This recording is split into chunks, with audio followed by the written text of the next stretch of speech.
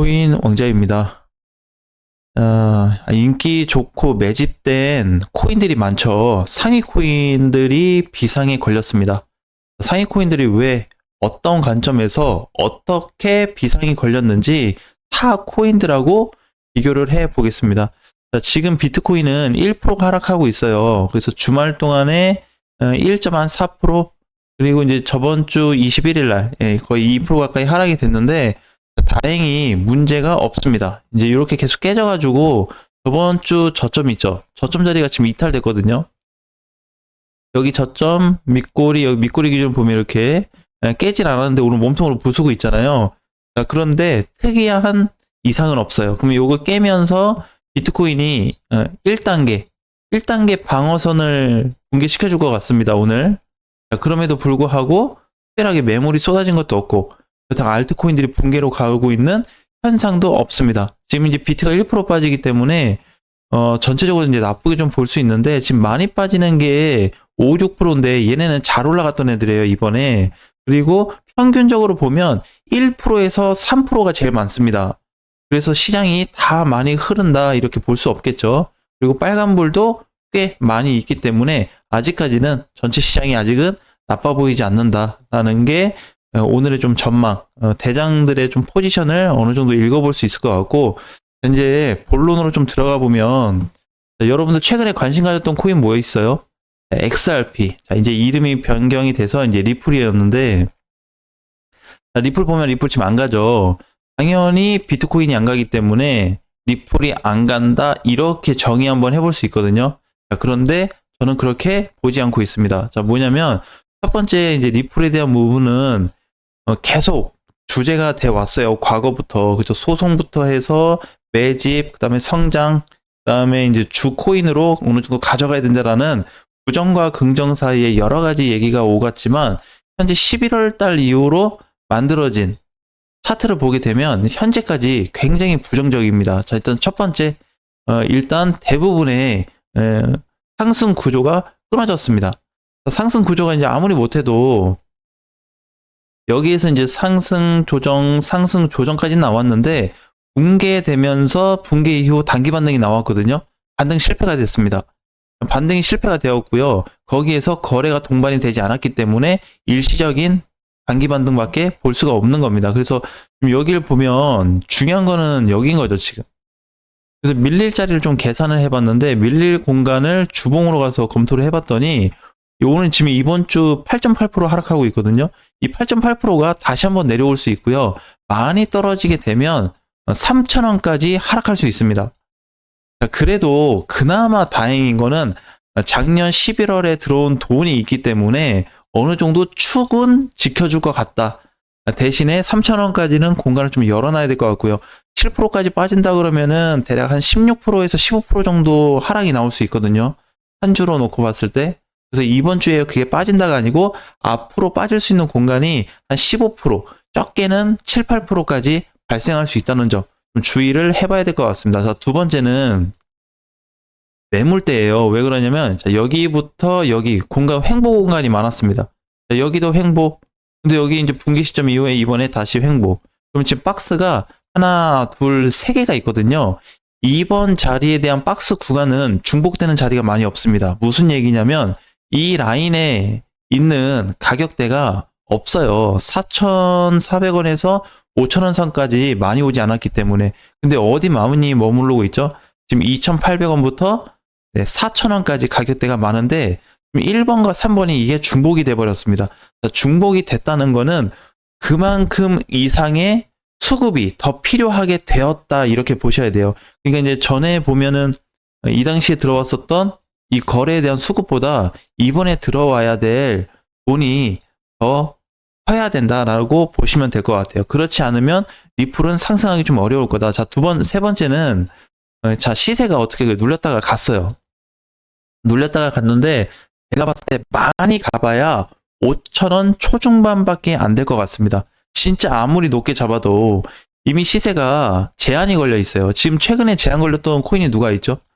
대장 중에 비트, 이더리움은 아니에요. 이더리움 못 갔는데 비트는 상승 제한 걸려 있잖아요. 리플도 똑같이 상승 제한에 걸려 있습니다.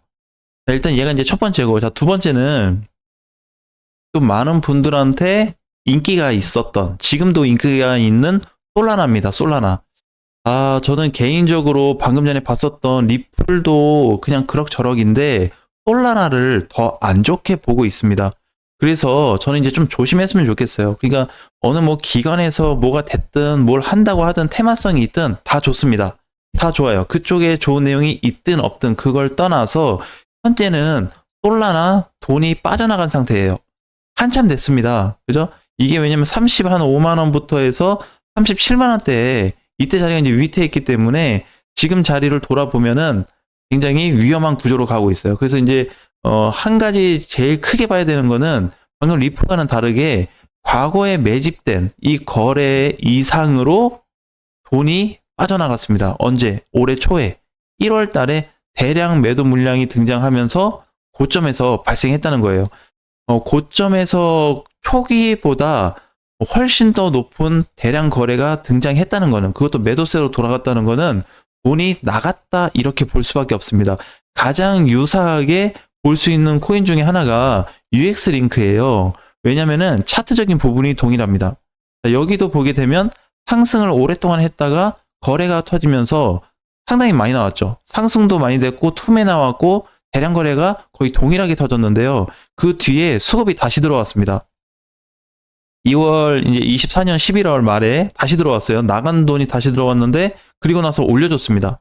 그러니까 여기서 나간 자리를 보게 되면 거래가 터지고 나서 크게 하락됐고요. 수급이 다시 들어왔기 때문에 올려줬지만 거래가 다시 나갔습니다. 그죠? 봉이 오히려 더 커졌죠. 기존에 없던 봉이 생겨서 그 이후로 어떻게 됐냐? 못 가고 있습니다. 이게 지금 누구랑 똑같아요? 솔라나랑 똑같습니다. 그래서 무조건 어떤 기사나 단순 데이터를 보고 좋다 나쁘다를 평가하는 게 아니라 진짜 지금 현재 시장에 존재하는 내가 가지고 있는 이 코인들이, 관심 있게 보는 이 코인들이 일단 제일 중요한 게 뭐예요? 돈. 얘네한테 돈이 쏠려 있었는데 그 돈이 나갔어 안 나갔어가 중요합니다. 자, 그러니까 이제 우리가 두 가지로 보통 봐요. 첫 번째는 자, 수급이 들어왔는데 올라갔다 내려오는 게 있고요. 수급이 나가서 올라갔다 내려온 애들이 있습니다. 그럼 여기는 돈이 안 나갔고 여긴 돈이 나갔어요. 나갔다고 가정을 해봤을 때 어느 쪽이 유리할까? 이쪽이 훨씬 더 유리합니다. 왜? 한 번 더 올려줄 가능성도 높은 상태거든요. 근데 돈이 나갔다는 거는 반드시 돈이 다시 들어와야 돼요, 시장에. 그렇지 않은 게 지금 솔라나라서 이번에 그 방송할 때 솔라나 문의도 굉장히 많았습니다. 그런데 지금 상태를 보게 되면은 최근 대량 매물 터진 이후에 계속해서 좀 줄줄 흘러내리고 있죠. 물론 비트코인이 상승으로 돌게 되면 솔라나도 같이 턴은 되겠지만 마찬가지로 리플도 상승 제한이 걸렸던 것처럼 솔라나도 상승 제한 걸릴 가능성이 굉장히 높습니다. 아마 시장이 좋고 알트코인들이 막 폭발적으로 올라간다고 해도 제가 봤을 때 솔라나는 진짜 잘 가봐야 앞전 전고점 정도 되지 않을까. 이번에 1월달 고점 찍었던 자리에 한 대략적으로 40만 원 정도, 30만 원 한 후반 정도가 돼도 정말 잘 가준 거다 이렇게 볼 수 있을 것 같아요. 그래서 이제 좀 시장이 돌 때까지는 시간이 많이 걸릴 것 같습니다. 여기에 또 도치 같은 경우도 마찬가지죠. 도치. 왜냐면 이번에 비트코인 따라서 강세를 보였던 코인이기 때문에 굉장히 잘 갔단 말이에요. 근데 지금 도치코인 보면은 3단계 붕괴 현상이 일어나고 있습니다. 근데 이거 되게 이상한 게요. 아니 왜 다 메이저들만 이상하대? 왜 시가총액 다 높은 애들만 이상하대? 그죠? 왜? 그럼 지금 빠지고 있는 알트코인들은, 그러면 지금 시총 낮은 알트하고 메이저하고 비교해 보잖아요. 이쪽 굉장히 안 좋습니다. 여러분들은 이제 좀 튼튼하고 뭔가 이제 미래 전망성이 있다고 판단을 하겠지만 현재 흘러가고 있는 그림을 보면 오히려 알트코인들, 시총 낮고 그동안 정말 그 빛도 못 발했던 알트코인들이 더 모양을 잘 갖추고 있단 말이에요. 얘네들은 지금 공통적인 게 하나 있어요. 헤데라나 스텔라루멘도 마찬가지인 건데 많이 이번에 급등됐잖아요. 그래서 그거 대비 비례해서 떨어질 수밖에 없는 구조로 가지고 있습니다. 근데 알트코인들은 이미 얘네가 시세를 줄 때부터 떨어지고 있었거든요. 그러니까 반대 현상이 일어날 가능성이 굉장히 높죠. 그렇죠? 그래서 도치는 그러면 정확하게 어느 구간이 3단계가 다 깨졌냐? 3단선이 다 망가졌습니다. 제가 봤을 때 이 3단선이라고 하는 거는 왜 무너진 걸로 보냐면 아까랑 똑같아요. 가장 많은 매물이 있는 곳이 여기입니다. 그 다음에 이제 여기. 이 가장 많았던 매물 기간 중에 이 위치를 1번이라고 했을 때 얘를 2번이라고 한다면 2번은 지금 시기가 짧아요. 근데 1번은 조정 기간도 길었는데 상승 하락이 반복되면서 만들어졌고 여기가 또 어떻게 붕괴가 되었습니다. 그러면 지금 480원, 490원 위로 올려주기 위해서는 작년에 들어왔었던 돈에 동등하게 들어온다든지 2배 이상의 자금이 필요한 상태예요. 아까 리플하고 이제 똑같죠. XRP랑. 그래서 지금 이런 상태가 만들어졌기 때문에 사실 메이저 코인들에 대해서 긍정적으로 지금 보는 것 자체가 좀 잘못됐습니다.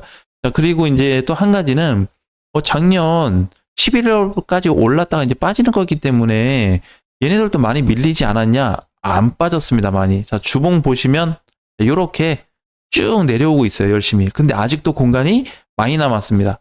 도치 같은 경우는 지금 자리에서 많이 내려오게 되면 300원 또 올 수 있기 때문에 50원 빠져버리면 아까 이제 메이저 코인들하고 비슷하게 한 10에서 15% 정도 추가 하락이 나올 수 있는 자리가 열려 있거든요. 그래서 가능한 지금 이제 그 기존에 참 인기가 많고 아직 수급이 그렇다고 해서 뭐 다 나가는 건 아닙니다. 솔라나가 좀 대표적이긴 했지만 나머지 코인들은 죽었다고 볼 수는 없는데 흐름상 굉장히 위험하게 흘러가고 있다. 이렇게 좀 보셔야 될 것 같아요. 그러면 뭐 다른 코인들은 안 그러냐? 최근까지만 해도 볼렘도 이제 이런 그림이었습니다. 지금 방금 얘기했던 메이저들 하락하는 것처럼 이렇게 줄줄 흘러가고 옛날부터 비교하면 굉장히 많이 빠졌거든요. 근데 다른 점이 뭐가 있어요? 다른 점이. 이미 이렇게 봤을 때 상승으로 갔던 애들은 상위권 메이저 애들 올라가졌고요. 하위권 애들은 계속해서 밀리고 있었습니다. 이제 이거에 대한 뭐가 나타나고 있어요? 네, 수급 전환 시기가 발생하고 있는 겁니다. 언제부터? 2주 전부터 발생하고 있어요. 왜? 그때도 메이저 코인들은 못 갔기 때문에. 그리고 그 수급이 나오면서 조금씩 늘어나고 있기 때문에 비트코인 하루 거래량, 뭐 XRP 하루 거래량, 솔라 거래량을 따라갈 수는 없지만 점진적으로 높아져 가고 있습니다. 그 수급이 조금씩 커지고 있고 일부 이 정도의 코인만 발생했다면 지금은 이렇게 확장이 돼서 매주 수급 들어오는 코인들이 늘어나고 있는 게 가장 큰 장점이에요. 그래서 지금은 이제 메이저 코인들도 좋지만 그 이하 코인들까지 신경도 많이 써야 되지 않을까라는 말씀 좀 드리고 싶습니다. 자, 이번 주 화이팅 하시고요. 다음 시간에 뵙겠습니다.